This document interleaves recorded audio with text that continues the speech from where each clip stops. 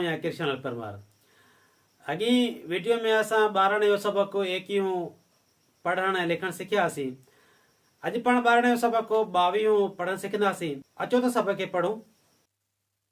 हिन सबक़ में ई शक्लियूं टिन जानवरनि जूं आहिनि ऐं टिननि जानवरनि जी हिकु जेड़ाई न आहे ऐं हिकु जेड़ाई बि न आहे।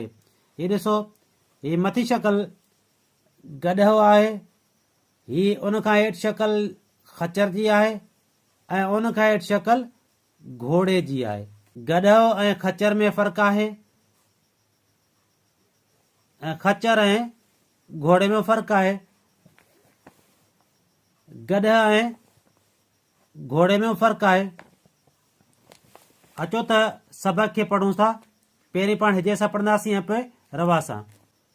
सीन ज़बर स, पे ज़बर ब, कफ पेश को, सबको, बेलिफ बा, वा वीज़र वी, हे वाव नून पेश हो, बा वी हूं, टे आवाज़न बा वी हूं।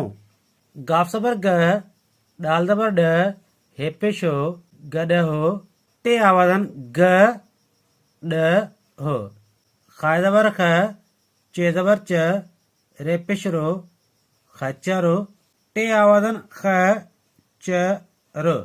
घेवाओ घो, रेवावड़ो, घोड़ो, ब आवाज़न घोड़ो।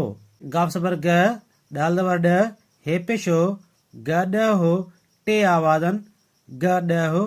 खाए ज़बर ख, चे ज़बर च, रे ज़बर खच्चर, टे आवाज़न ख चर, टे आवाज़ ज़बरन जा। जिमीअ जे डालवाव डो, जे डो, ब आवाज़न जे डो। नून ज़बर न, अलिफ मदा, हे ये हे, आ हे। गाफ ज़बर ग, दाल ज़बर ड, हे पेश हो, गड हो, घेवाव घो, ड़े घोड़े। जीम ज़बर ज, हे ज़र हे, ड़ेवावड़ो, जहेड़ो, टे आवाज़न ज हे ड़ो। नून ज़बर न, अलिफ मदा, हे ये हे, आ हे। अचो त सबक खे रवा सां पढ़ूं। सबको 22 गडहो, खच्चरो, घोड़ो, गडहो खच्चर जेडो न आहे, गडहो घोड़े जहिड़ो न आहे।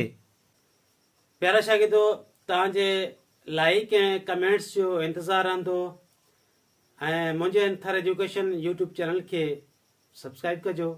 महिरबानी।